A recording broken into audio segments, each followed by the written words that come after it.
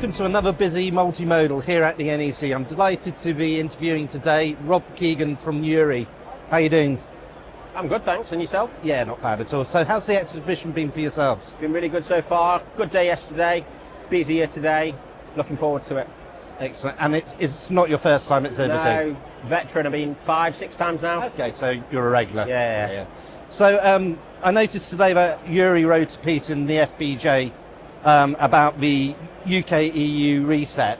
Could you explain a little bit about that and how that will affect businesses in the UK? Yeah, sure. So the reset basically means that we're going to be joining the same SPS zone as the EU with dynamic alignment. And that means the removal of export health certificates to the EU and the removal of port charges from imports from the EU. It does, however, mean that we have an increase in controls from rest of world imports. Okay. So, Rob, why do you think companies should invest in EIDR now? And could you also explain what EIDR is?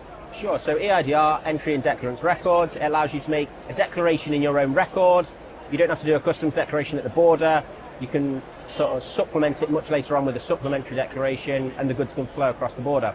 The reason that you want to start now is you either need to find an agent that uses EIDR or get your own approval. And getting your own approval can take a little bit of time with HMRC, a lot of forms to fill in, hoops to jump through, and you need to have a good customs record with HMRC, usually around 3 years before they'll even consider you. Okay, so that's quite important to get ahead of the curve. Yeah.